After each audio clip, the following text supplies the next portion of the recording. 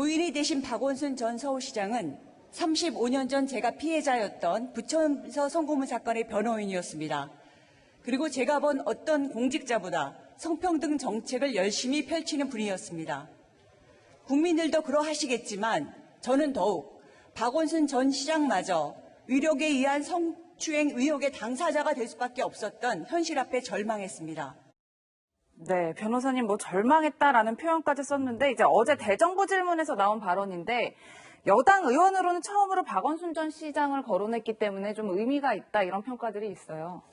그런 것 같아요. 일단 박원순 시장 사망 이후에 상당히 이제 박원순 시장을 지지하는 강성 지지자들이 2차 가해라고 할 수 있는 그런 이야기들, 또 여러 가지 어떠한 반성이나 그것보다는 또 다른 어떠한 시각의 눈을 가지고 다른 말이 많이 나와서 논란이 많이 됐잖아요. 그런데 아마 권인수 의원 같은 경우는 굉장히 남다르었을 겁니다. 왜냐하면 35년 전에 박원순 전 시장이 이제 본인을 변호를 해준 거 아니었어요? 네. 그때는 사실은 변호인들이 변론을 맡기 굉장히 어려운 시대적이었고 그렇죠. 시대였거든요. 네. 그럼에도 불구하고 결과적으로 이전에 있던 음지 속에 있던 것을 다 끄집어내서 이게 드러냈단 말이에요. 그 공로는 엄청나다고 볼 수 있고, 그럼에도 불구하고 이제 최근에 이러한 사태 자체가 정말 가장 성평등에 앞섰고 자신을 위해서 변호를 했던 사람에 대해서 어떤 코멘트를 한다는 건 굉장히 어려운 겁니다. 그래서 그렇죠. 아마 제가 볼 때는 이 사태가 일어난 다음에 직후에 본인도 하고 싶은 말을 하고 싶었겠지만 이제 대정부 질문이라는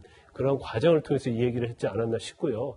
아마 여당 내에서도 아마 권인수 의원과 같은 생각하는 사람들이 상당히 많을 거라고 봐요. 그런데 이제까지 너무 이제 그런 게 묻혔다고 보고 권인수 의원이 직설적으로 표현을 안 했지만 대정부 질문 과정에서 한 내용에 보면 거기에 국민이 생각하는 거, 또 피해자가 생각하는 거고, 또 여당 내에서도 다는 아니겠지만 상당히 많은 의원들이 생각하는 그런 것들이 좀 함축적으로 담겨져 있다. 그리고 앞으로 여당도 이 사건을 대하는 태도에 있어서도 권인수 의원의 이런 말을 좀 참고를 해야 하지 않나 싶습니다. 네. 예. 그러니까 이번 사태 이현정 의원이 가장 문제가 되는 게 확실히 2차 가해 같습니다. 계속 피해자에게 증거를 내놔라, 혹은 어떻게 시장의 비밀번호를 알았느냐, 계속 이런 식의 이제 추궁하는 듯한 2차가 계속 이어지고 있는데 이거 왜 이런 건가요? 그러니까 우리가 이제 미투 운동이 한 몇 년 전부터 사실은 이제 세계적으로 이게 어떤 바람이 불었지 않습니까? 특히 할리우드 같은 데에서는 정말 배우들이 이제 어떤 스스로 고백을 할 정도로 이런 미투가 전 세계적인 문제였어요. 우리나라도 마찬가지지만 그런 운동이 있었지 않습니까? 즉, 권력에 의한 거라든지 또 어떤 금권에 의한 거라든지 그걸 통해서 어떤 여성을 성희롱의 대상으로 본다든지, 그리고 또 여성 어떤 면에서 보면 경제적인 이유 때문에 말을 못하고 권력 때문에 버텨왔던 이런 부분들에 대해서 이제 정말 제 목소리를 내자라는 게 이제 미투 운동이었고, 이거 전 세계적으로 확산이 됐죠. 예. 우리 사회도 아시겠지만 정말 충격적인 일들이 많았지 않습니까? 안희정 전 지사라든지 오거돈 시장이라든지 어떤 면에서 보면 정말 그동안 어떤 민주당이라고 하는 당이 굉장히 여성에 대한 것들, 페미니즘을 강조한 당이었는데 문제는 거기서 핵심 인사들이 이런 식으로 이야기를 해버리니까 예. 굉장히 사회적 충격이 있는 거죠. 저는 그래서 이 문제는요, 가장 기본적인 시각은 이 문제가 나의 가족이다라는 저는 생각을 하고 접근해야 된다는 생각이 듭니다. 즉, 내 가족이 이렇게 당했을 경우에 내가 그렇게 2차 가해를 하겠는가라는 문제를 접근한다면 저는 이 문제는 쉽게 해결된다고 봐요. 네. 그래서 또 이 문제는요, 진영에 있는 문제가 아닙니다. 즉, 이거는 보편적 인권에 관한 문제예요. 즉, 항상 우리가 왜 성인지 감수성, 그 다음에 피해자 중심주의를 이야기합니까? 그건 뭐냐면 이 사건은 동등한 권력을 가진 사람과 이런 일이 아니라 고용되지 않는 권력 사이에 나타난 일이에요. 그렇기 때문에 우리가 먼저 약자를 옹호하고 나서는 겁니다. 그렇기 때문에 우리가 피해자를 옹호하고 나서는 거예요. 근데 지금 이제 이번 사태가 터지니까 여당과 관련된 여권에 있는 분들이 증거 내라. 도대체 4년 동안 뭐 했냐? 이런 식의 이야기를 하는 거거든요. 그러니까 다른 정당에 있었을 때는 그렇게 앞장서서 그 정당을 비난하던 분들이 또 자기 정당에 어떤 문제가 생기니까 이걸 적극적으로 옹호하는 모습이 돼버리면, 그러면 성인권의 문제도 결국은 진영 문제로 지금 회귀되어 버리는 저는 이런 현상을 보는 거거든요.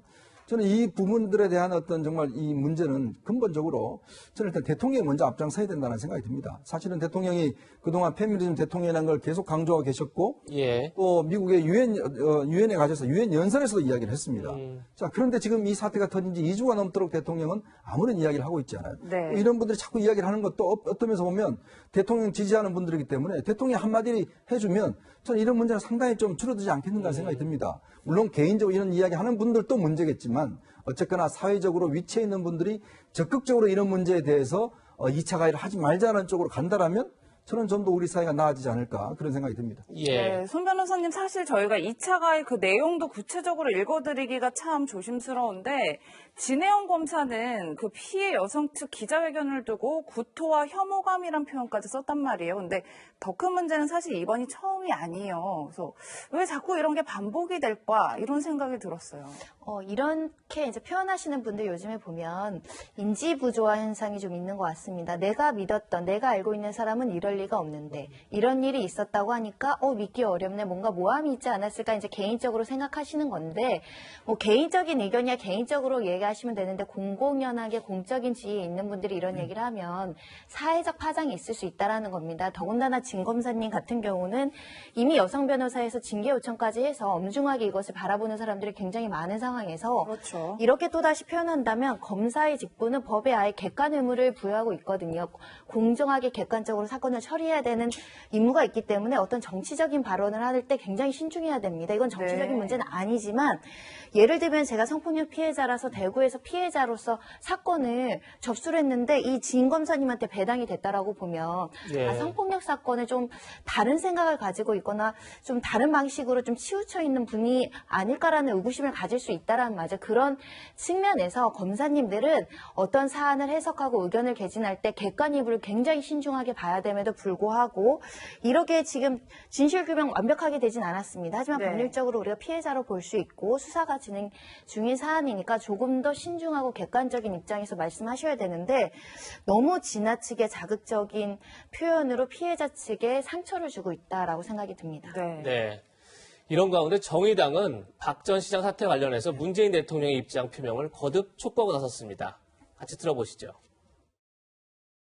2차 피해가 난무한 지금과 같은 상황에서 문재인 대통령은 누구 곁에 설 것인지 명확히 입장을 낼 것을 촉구합니다. 외면과 회피는 대통령의 책임 있는 모습이 결코 아니라는 것을 알길 바랍니다. 피해자에게 공감의 메시지를 보내다가 선 긋는 모습의 허탈함을 감출 수 없습니다. 현 정부의 갈팡질팡 속 입장 없음을 여실히 보여주는 꼴입니다.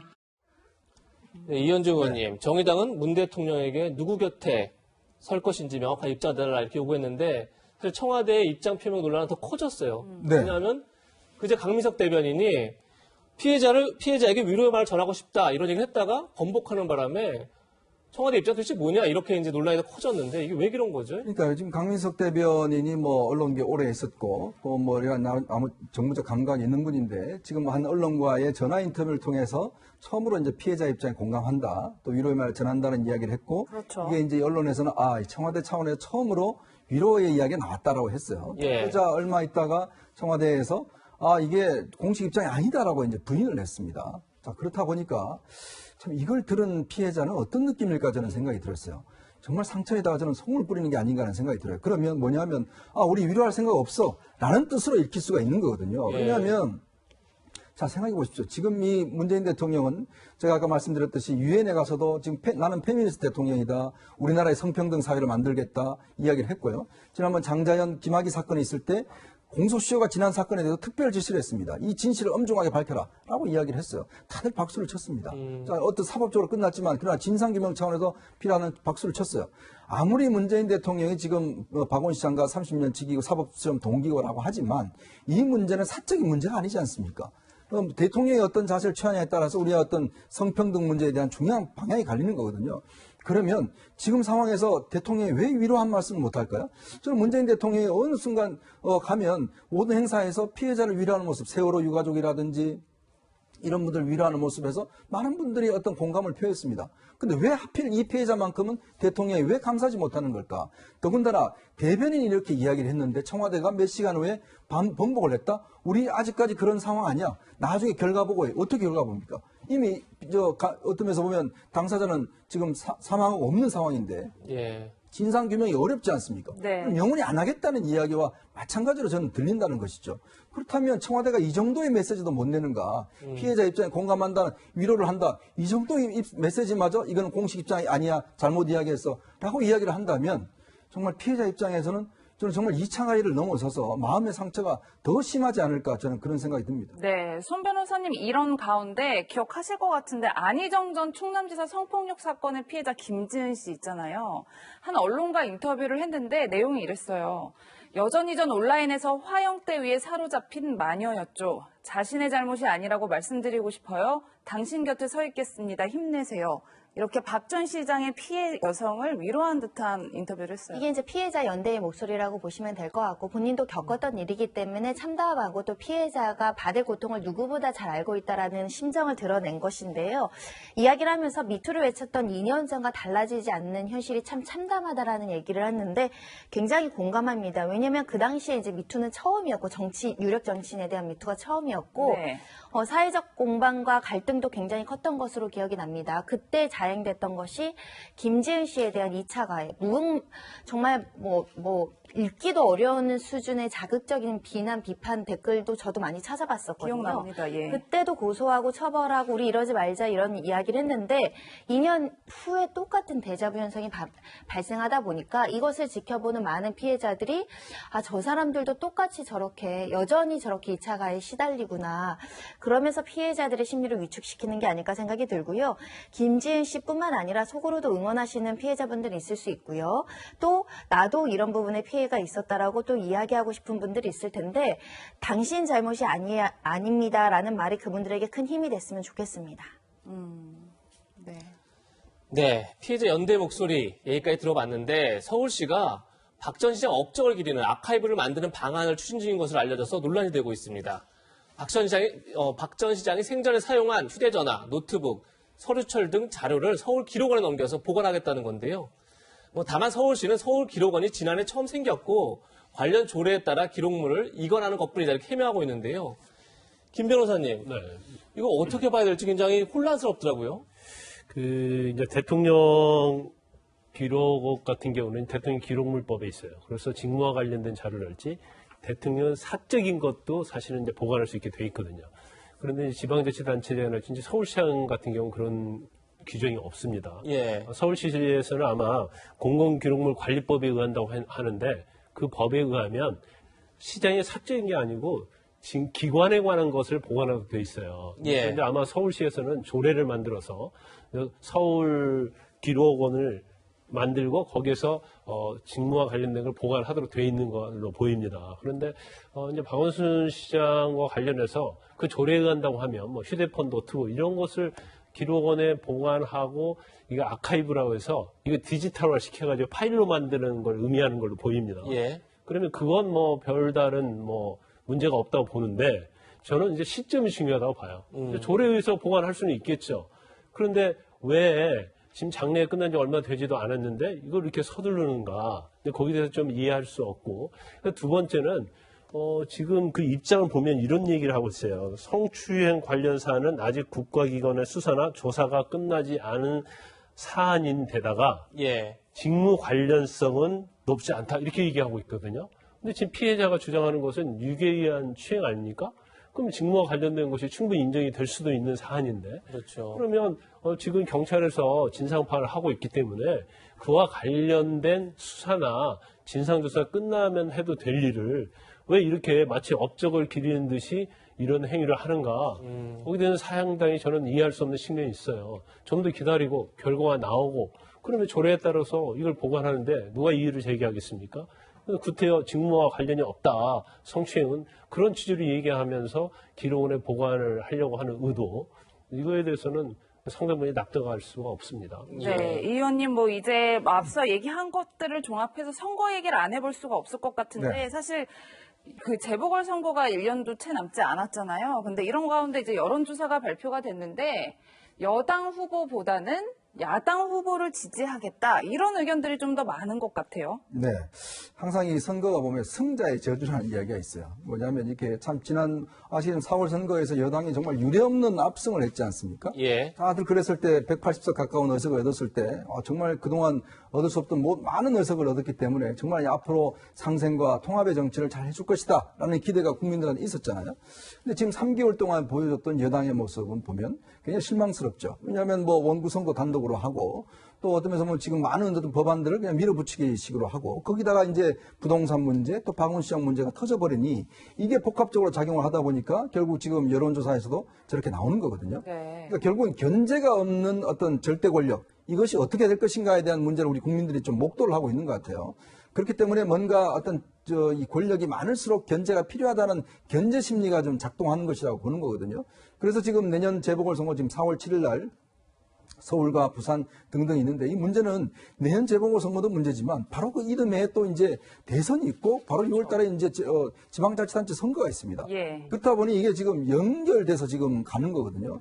그렇기 때문에 지금 여당 입장에서 보면 뭔가 마음이 급할 겁니다. 뭔가 성과도 내야 되는데 또 한편으로 보면 여론조사는 좋지 않고 저는 이럴 때일수록 여당이 저는 초심으로 돌아가야 된다. 이야기했지 않습니까? 처음에 이해찬 대표가 우리 열린우리당의 그 좌절의 생각을 해야 된다라고 이야기를 했잖아요. 근데 불과 3개월 만에 그 생각은 아무도 잊어버린 것 같아요. 저는 초심으로 돌아가서 뭐든지 혼자 할 수는 있습니다. 그러나 함께 할 경우 정치라는 게 양날개로 날릴 경우는 안정적으로 날아갈 수가 있어요. 네. 근데 지금 자꾸 한 날개로만 계속 가겠다고 이야기를 하고 있거든요. 저는 그런 문제는 정말 이번에 여론조사가 여당한테는 약이 되었으면 하는 바람입니다. 예. 네. 그러니까 민주당인데 서울시장 그리고 부산시장 후보를 내야 되느냐 말아야 되느냐 논란이 많죠. 그런데 이번 여론조사에서 오히려 국민들은 후보를 내는 게 맞다. 이렇게 이런 여론이 높더라고요. 네. 김 변호사님 이걸 어떻게 해석해야 될까요? 그러니까 피하지 말고 후보를 내서 유권자의 뜻을 물어라. 뭐 이렇게 봐야 될까요? 저도 후보를 내야 한다는 입장인데요. 예. 물론 뭐 당헌에 보면 후보를 내서는 안 되겠죠. 규정상은. 그렇지만 여당의 입장에서 더군다나 서울과 부산이라는 제1, 2도시에 대해서 후보를 내지 않는 것은 아무리 당헌에 있다 하더라도 이건 좀 문제가 있다고 보고요. 그다음에 두 번째는 유권자에게 선택의 여지를 줘야 돼요. 네. 그러니까 당헌에 있다고 해서 여당이 더군다나 굉장히 지지율이 높은 여당이잖아요. 그러면 여당 지지자들은 후보자를 투표하는데 포기해야 하나요? 그건 아니잖아요. 결과적으로 보면 국민의 어떤 선택권을 위해서라도 당연히 여당에서는 후보를 내야 한다 이렇게 보고요. 그런데 이제 중요한 측면은 좀 이 후보를 내는 데 있어서 마찬가지고 만약에 지금 현재 당헌 자체를 이제 개정하겠다는 이제 그런 뜻을 밝히고 있고 그 이제 명분을 얻기 위해서 아마 전당원 투표를 할 가능성이 좀 크다고 보는데 그런데 전당원 투표에 의해서 통과되는 것 자체는 제가 볼 때는 아마 통과될 거예요. 예. 가장 중요한 전제가 있죠. 진정한 사과가 좀 있어요. 아, 그래서 그 부분이 전제가 되고 후보를 내야지 그런 걸 무시하고 전당원이 우리는 찬성이기 때문에 후보 내겠다. 이거 자체는 거대 집권 여당으로서 어떤 태도가 아니라고 봅니다. 네. 예. 김광산 변호사와는 여기서 인사 나누겠습니다.